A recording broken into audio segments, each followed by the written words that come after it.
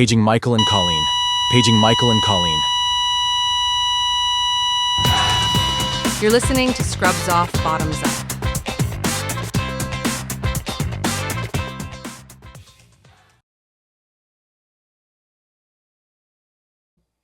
Hey everyone, welcome back to Scrubs Off, Bottoms Up. I'm Michael. And I'm Colleen. Colleen's pissed tonight. Colleen, tell us a little bit about why you have a fucking attitude. Because you don't know how to shut your mouth. About? Would you like to go into detail, my love? Literally anything. We're not getting into this, And okay? I don't think it's necessarily... Because this is not what the podcast is about. It is about nurse life, okay? So, Well- Michael, how was your week? Well, my week was great. I just obviously haven't changed, but I just got off work looking at lots and lots and lots of New York's buttholes. I love my life. It's fantastic. Oh, I love that I'm you love your literally life. hands deep in assholes all day. Amazing. Yeah, no, it's honestly a dream come true. Some would call it an ass connoisseur. Ooh. It's like a sommelier. I love But I don't that. taste them. I help fix them Okay. and help make them look a little bit more pretty, aesthetically pleasing, some would say. But yeah, it's been a great week so far. How about yourself? My week has been also great. Tell me more about it.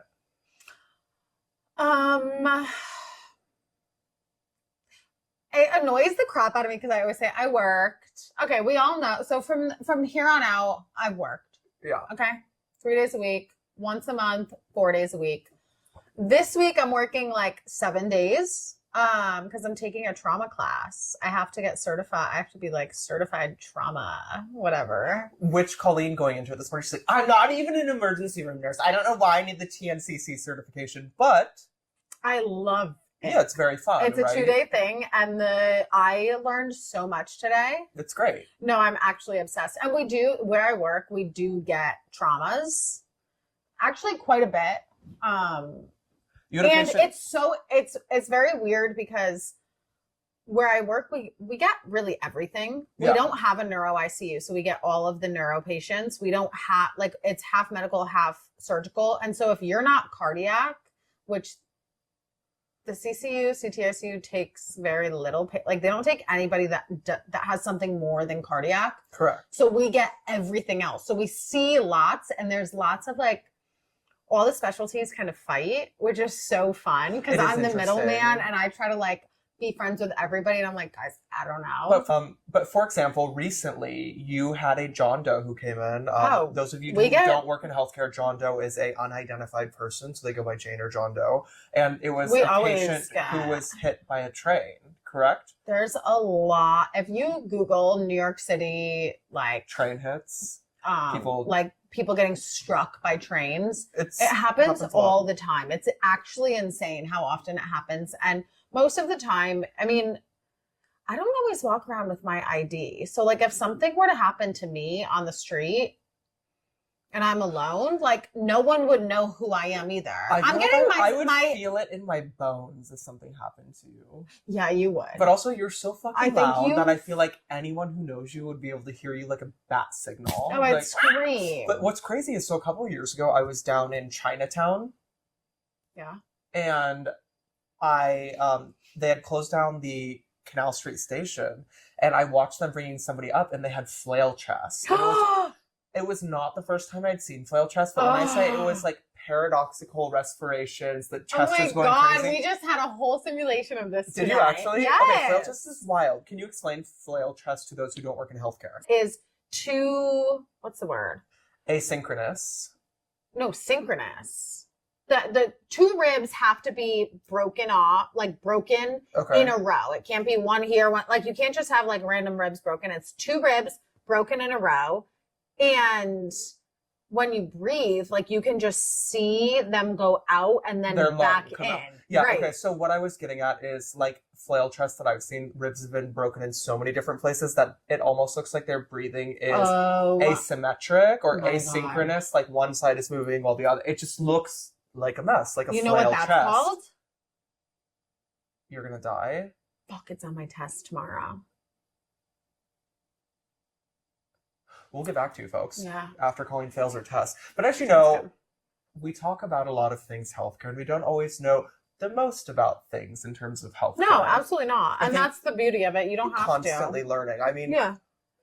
Colleen has educated me so much in recent light about the vagina. And I don't know why you have an obsession with vaginas recent. Michael has like a very big obsession with vaginas. And not anybody's vagina, my vagina. I don't know. I just find it like so fascinating because a penis is a penis. The hole is the hole. That's where pee comes out. That's where semen comes out. Vagina, there's all sorts of, it's like Pandora's box. You want to know why? Tell me. Because that's where life starts. Okay, I fucking hate that.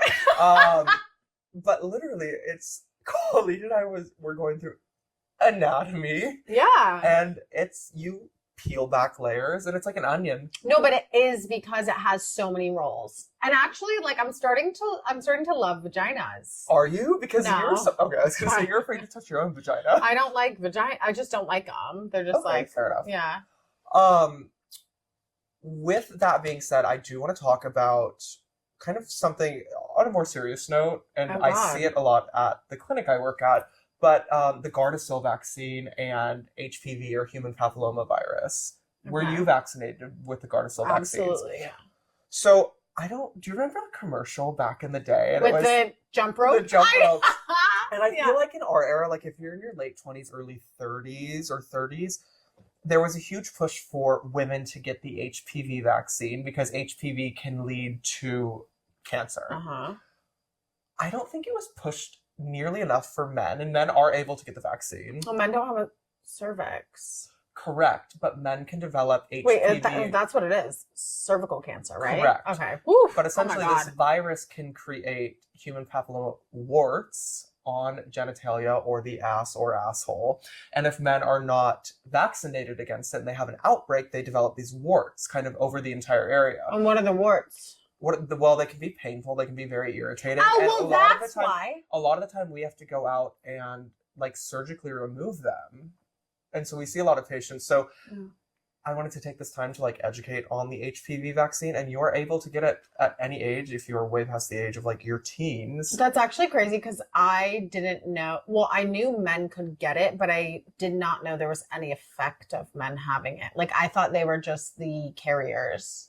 No, so men can actually have these outbreaks. No, right? I know. And I mean, now I know. I just think that it's like not educated enough on, and it's something that we educate heavily on in our practice, but unfortunately a lot of the time it's patients are unaware if they have it, and then they have sexual intercourse, or they're doing like something like laser hair removal or bleaching in their like genital area, and then they come out with these HPV outbreaks. And then if it's so wait, were you given the option to get the vaccine as a kid?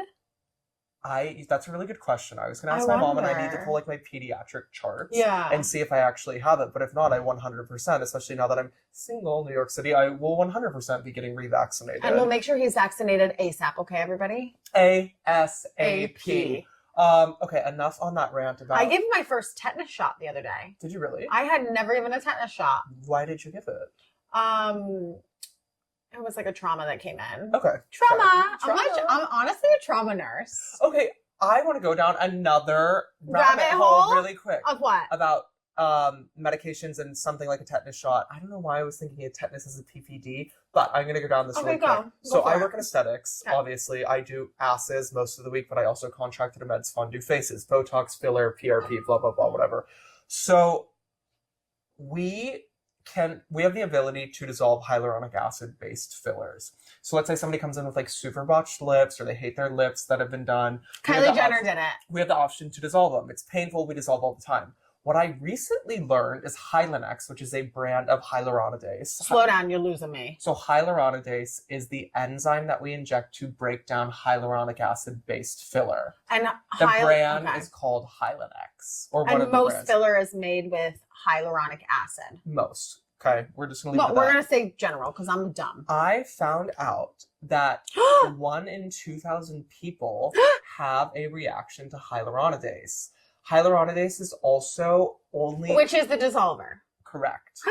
So it is actually recommended, and this is not educated on many places at all, is to do, if you have any sort of reaction or history of anaphylaxis, bee stings, cow allergies, because it's derived from bovine, is to actually do like a PPD on the arm and wait 30 minutes, because 1 in 2,000 will develop angioedema from the Hylenex to dissolve the filler, which angioedema is like facial, throat, tongue swelling, which can obviously compromise your airway and you could die because you can't breathe. Whoa. So, also interestingly enough, your body actually, the cycle of life, I learned, starts out with hyaluronidase. How it's when the cycle of what life? Human life. Pre-vagina life. Correct. So when sperm enters egg and implants, it releases hyaluronidase to enter the egg and impregnate. You get what I'm saying? Yes. So the same thing that brought you into this world could take you out, 1 in 2,000. Okay, so why is there a problem now? Because it's derived, from what I understand, it's because it's derived from like animal products, and it's like bovine. It's a derivative of bovine, which is cow. Anywho, long story short, I found that very interesting, and obviously like changed up my practice. Here's what I got from this is if you go get filler, you get it dissolved and you have a reaction, you can blame your parents and it's not your fault. Great. Sure. And then they have to pay for it.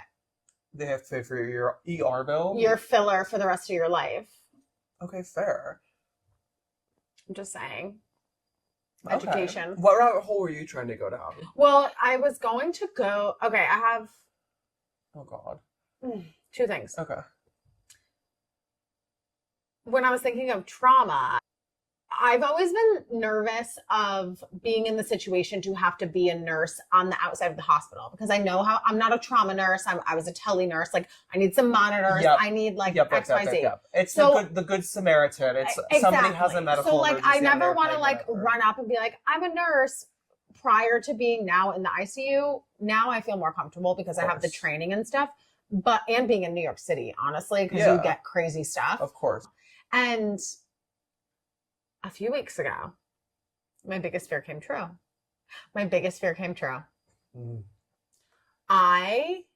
She was the first responder, ladies and gentlemen. I was the first one there. I was the first one there, which like normally, okay, I can be like, hey, I'm a nurse. Do you need any help? They could say no and you call it a day. Like I've had that happen many times. The fire department's there, ambulance is there. I'm like, they don't need me. I feel good about myself. So what I go was home. Different about this experience? I am driving home. I am vlogging someone or audio messaging someone. Yeah, me. And I'm messaging and I'm like, talking. And all of a sudden, and I saved it. It's so funny. I go, oh my God, and scream. I'm looking on the opposite side of the Merritt Parkway, which is a 2-lane highway going each way. Very, very slim lanes. Okay. I'm looking at a car on fire in new flames, like fully fire. So everybody's slowing down and looking, and I'm having a freak out. I dropped my phone, obviously, and I pulled to where like you're going to get off the exit. And I'm like, what the freak do I do right now? Yeah. Like this car is on fire. To say what the fuck. So I pulled over. Luckily, I was manic. So luckily, like everybody was going slow. So I cross over the 2-lane highway to the middle, like the median. And I'm like looking, and I don't know what I'm gonna do. My life would have changed if I saw someone on fire. You know what I mean? Yeah. Like I didn't think about that. So I'm looking in the car and I'm looking for humans. I see no humans, except I see one man standing in the woods on the other side. Okay. And no one is stopping for this man. Like, not like you're going to do anything, but what if you had a kid in there? You can give him a hug. I don't know. Like, whatever. So I yell over to the guy. I go, hey, is that your car? And he goes, yeah. I'm across the highway. I'm on the median thing, like screaming at him. And I go, are you okay? And he goes, yeah, I think so. And so I go to like go over the median because I locked my car. I have my keys. I go over the median.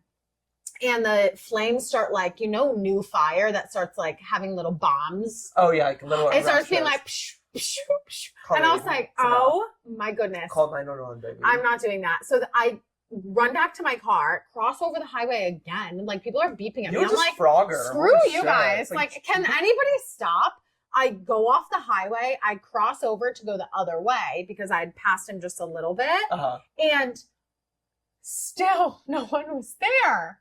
There was no police officer. There was no fireman. Good Samaritans. So I pull onto the freaking grass and I get out and I go, I'm like, hey, what happened? Is everything okay? He's like, it just started smoking, yada, yada, yada. I'm like, is anybody in that car? He's like, no, it's just me. I'm like, were you in that car when the fire started? And he said he had like gotten out first. Great. And then he started crying about his life. And then the cop showed up, thank God. And I said, I need to go home. Okay, so that was your Good Samaritan act. It was. Okay, well, congrats. I'm happy that it wasn't like a traumatic experience of having to pull somebody out of a car. I was shook though. That's wild though. But I felt really good about myself. Good, you should have. You like acted appropriately. You like turned on nurse trauma mode and like fucking ran. What do you do about that? I don't know. I genuinely don't know because I don't think I would risk my own life to pull somebody on fire out of it. If there was a child in there, I think I would. Okay, let's talk burns. Have you ever worked in a burn unit? No, it's not my type of thing. So I do want to shout out somebody that you and I both know, and I hate doing Olivia. Olivia, we know you're listening because you are a tried and true sober listener. The amount of respect that we have for you. So Olivia was a travel nurse who worked with us where I met Colleen. Yes. I take this as such a compliment. Everyone would. But people used to confuse Olivia and I. Olivia is this tall, beautiful woman with bleach blonde hair that looked very similar to mine, and we sort of like carried ourselves similarly. I probably carried myself a little bit more gay, but we looked similar enough to where some patients would confuse us. Anyway, Olivia left New York and is working in a burn ICU, and I have so much respect because I couldn't fucking do it. I can see her there. You have to have like such a kind soul. Like, that girl is one of the smartest people I've ever met. Incredible nurse. And also is just so, what's the word? Olivia, you're hot. Like, Olivia's hot. Recently, I think they posted it online. I'll edit this out if not, but recently engaged. Congratulations, Tina and Olivia. We're very, very excited for you, but also thank you for all the hard work you do because working in a burn unit is not something I could do. Actually, during COVID, I took care of a patient when I was on contract in Alaska. And it was a young guy. And he had somehow, we didn't know if it was domestic violence or not, but there was a pot of boiling oil that spilt from the back of his head all the way down his back.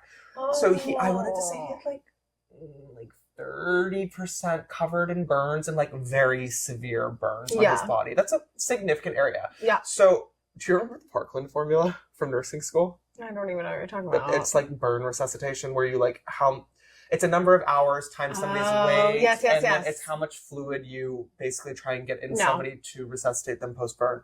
Whatever. There's nothing I can do about that. So Alaska doesn't have any like legitimate burn units. If you're over, I want to say like 20%, you get shipped out to Seattle. Well, surprise, we're mid-COVID. Seattle's ICUs are closed. So we were taking care of a burn patient that we were not fully well equipped for. Anyway, this guy was there for a while. He ended up getting COVID, blah, blah, blah. I mean, the story's actually awful, but he survived the burns. We took great care of him. He went for like a final grafting procedure for one area on his body. Died on the table through a fucking clot from COVID. Okay, let's talk clots. Let's talk clots. Colleen's clots had a week with are my biggest. Clots are terrifying. Literally, what do the kids say? Blood clots. Blood clots are my op. Like, what the fuck does that mean? It's what the kids say. They call them ops. Is it like Riz? No, it's like your opponent, maybe? Op. Okay, that's like your op. Dumb as shit, but continue. Blood clots are my op. Like, they scare the shit out of me. Yeah. And we've talked about this before. That's why I take an aspirin before I get on a long flight. And because, I don't walk around. I sleep. I mean, there are so many different types of blood clots that you can have. What's your favorite? None. No. What are you scared of the most? Give me a condition or a type of clot. You want to know my biggest fear? A saddle pee is scary. You want to know my biggest fear? Tell me. DIC. DIC. DIC. And I thought it was fake until about a few weeks ago. Nope, DIC, COVID. COVID is, I mean, DIC is fake. I'm sorry, what? I'm putting it into the world because I hate it. DIC is the word. So DIC is disseminated intravascular coagulation. Essentially, you microclot everywhere. Can I tell you something? So a lot of patients in the ICU go into DIC. Yep. And usually when it happens, it is not a good sign. It is a very, very bad sign. However, I have seen a lot of people recover, which I was not expecting because I thought it was fake. But I was working with this kid the other day and I was like, you know, just going off about one patient, just like talking. And I'm like, and I can't believe he like got better, yada, yada, yada. He went into DIC and he was like, oh my God, he got dicked.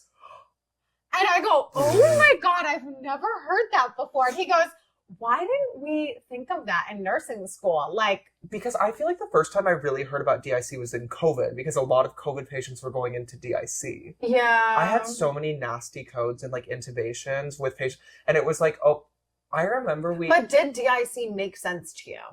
Yes. Oh, not me. But it's also like they're so tenuous. It's confusing. Like, I've also had patients like essentially like internally hemorrhage because of DIC when in COVID and then like trying to intubate them. And I remember like one time screaming, I was like, the patient's in DIC, the patient's in DIC. And they went to like intubate the patient and they just like bled everywhere. I vivid memories of like, I hooked up the yankers, bilateral yankers or suctions to clean up postmortem because there was blood everywhere. Yeah. Rest in peace to that patient. But rest in peace to all patients. That is like the first time I heard about it. But yeah, clots, scary. Blood clots are scary. I used to work on a stroke unit, so we used to like clots just really scare the crap out of me. No, yeah, it's great. Used to like when I was young, when COVID happened, I was like, I'm gonna get my D-dimer checked. And then my mom looked at me and she said, you don't need to get your girl, what are you gonna do if it's high? What are you gonna do? And I said, that's a fact. No, I'm not. So I worked with an aide who got COVID during COVID, and he ended up having to be on Xarelto for like 2 years because he developed like a really bad DVT or that's another thing that scares me. Yeah, so when I worked bedside, I should probably go back to doing it. I wore compression socks to help with circulation. When I fly, you and I should not be over the counter drugging ourselves, but we should be getting up every couple hours. Okay, let's buy STDs for the airplane. Okay, getting off a little bit of like the hospital and nursing topics. Sorry, we just like went on off. A fucking rant. I'm very into nursing right now. You really this are. week I've had the best. I've had very good things happen this week with nursing. I love nursing. I mean, I love it all the time. Yeah. I very rarely dislike my job. However, I've had such a good week with my patients and such great things happen. Then why were you in such a shitty mood tonight? Because you pissed me off. Tell everyone why I pissed you off. No, I'm just kidding. Why was I in such a shitty mood today? Because I am stressed, okay? I take a lot on. I take on everybody else's problems. So let me ask you, what do you do to release your stress? I go to the gym. And you try to convince me to not go to the gym. What else do you do? Right now, nothing. All I do is work, drive, sleep, work, go to classes, get my nails done. Okay, great. So Colleen is live. saying that she has no life other than this podcast, work, and hanging out with me. Got it. So I'm so glad you asked, what do you do, Michael, to relieve your stress? Well, there's a few different things. I know what you do. Tell me, please. You take care of me.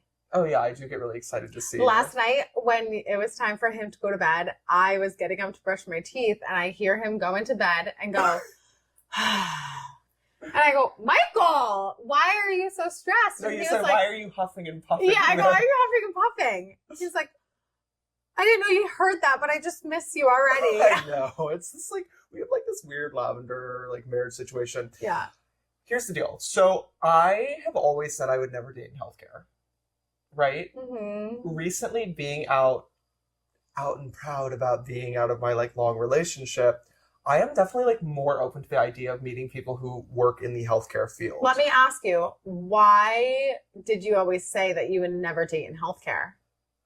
Because I wanted separation between the hospital and personal life. Okay. 1, 2. Can I say something? But I argue with doctors all the time, or I used to when I worked at bedside. I no longer do that, but I was like, I don't want to come home and argue. There's nothing to argue but about. I like to argue. Yeah, you are a fighter. Yeah. You love to argue. So I always said I would never work with somebody or date somebody who works in healthcare, but I have like recently seen a couple people who work in healthcare, and I fucking hit it off with them. It's almost like you speak the same language to an extent. And I'm very aware of the fact like not every conversation is going to go healthcare, because that's not healthy either. But I think it's about like finding a balance. And I think it's so funny that we're having these realizations with this show that is transpiring and going to be it's like that. Remember what I said earlier? Like, all I do? That's part of that. It's work. Okay. Thank you, Michael. So, but what is exciting is I've kind of had like this change of heart of maybe I am open to dating in healthcare. And I think that actually healthcare workers should date each other. I personally think as long as there is a mutual respect for what the other does. Because Correct. I do not want to date. I was having this conversation the other day in the break room. I do not want to date someone who is a nurse in the ICU. No. However, I would date anybody else. What about like anesthesia? Oh, 100%. Okay. Obviously. What about ortho?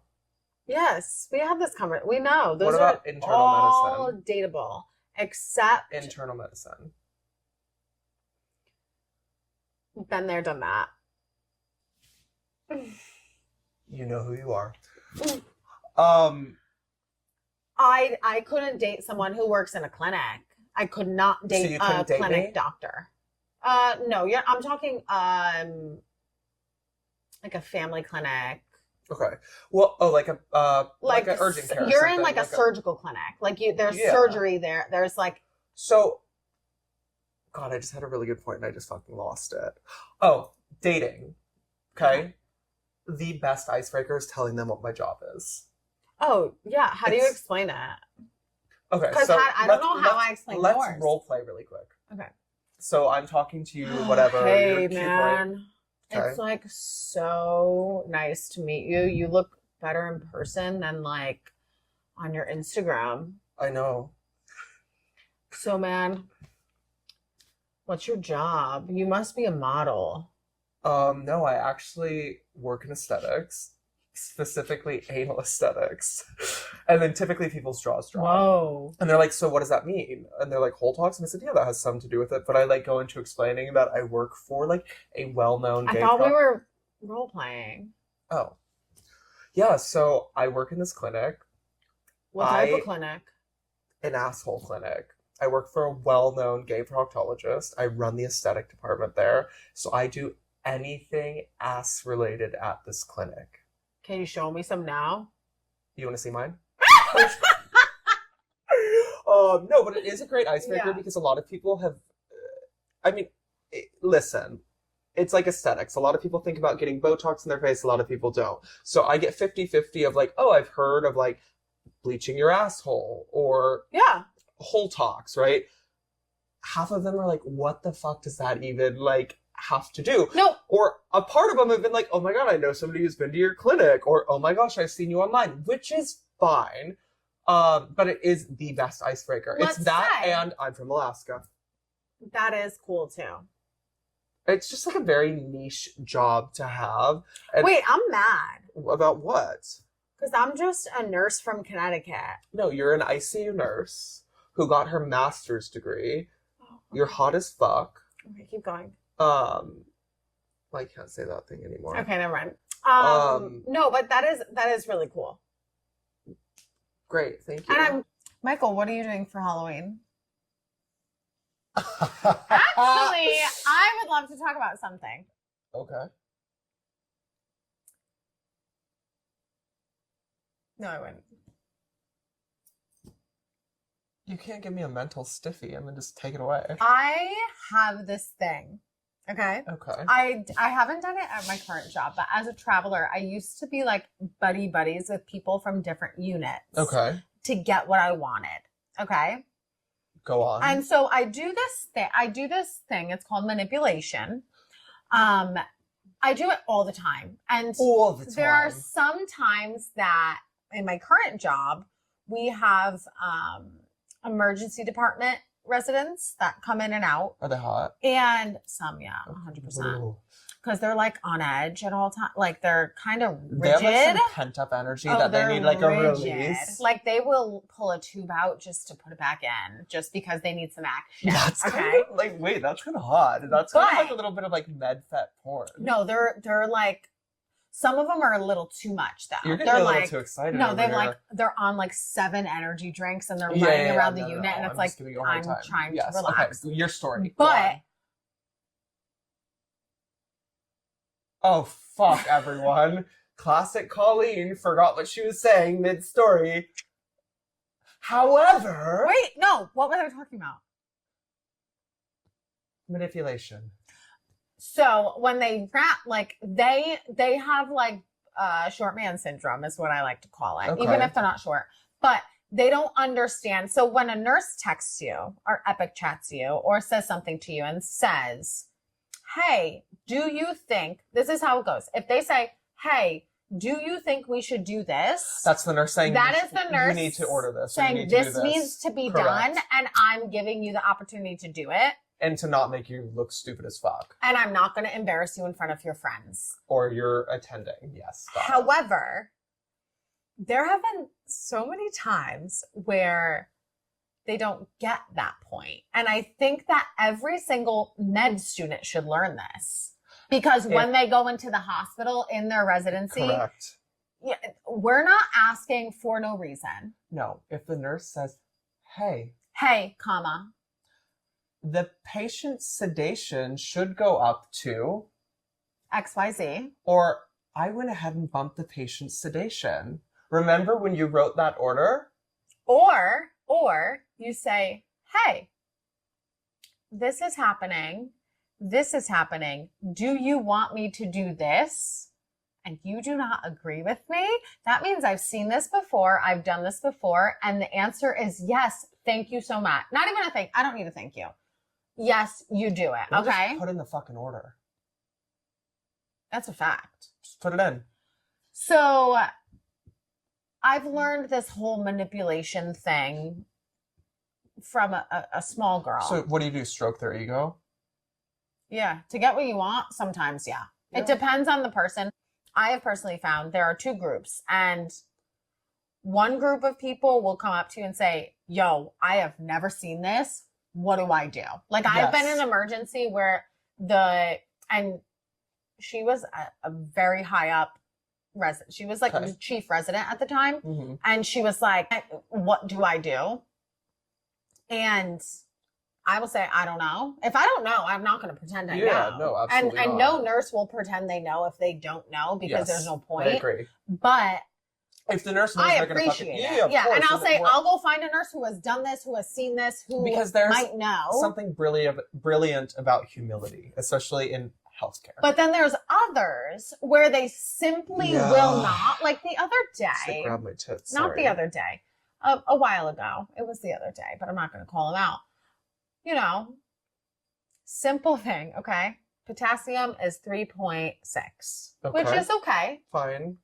Now we give the patient Lasix twice throughout the day. Potassium's in the shitter. Dump out. It is a simple task that I'm not expecting a doctor to have on the top of their head. Correct. There's other things for them to do, which is fine. But when I say, hey, the potassium was 3.6, I gave 120 milligrams of Lasix. The patient has put out 3 liters in the past 3 hours. Let's replace some potassium and can we draw a BMP? And they say, no, I don't think it's appropriate right now. And I say, I'm not asking you. I'm telling you. I've already drawn the fucking lab. Yeah. So put in the order, or I'll put it in myself. And that. When did the potassium come back at? It was like literally like 2.9 or something. Yeah. They're like, they have like ectopy everywhere. And I'm like, okay, they also have ectopy. Like their heart rate is, you know, they're by Gemini or whatever. Yeah. I'm like, Oh, really? I wonder why. Because the potassium is now on the floor. Or it's like when we were talking about not giving calcium with hyperkalemia protocol. Yes. Hyperkalemia, high potassium or low potassium can be very fatal. It can be fatal. Mm-hmm. Affects the heart.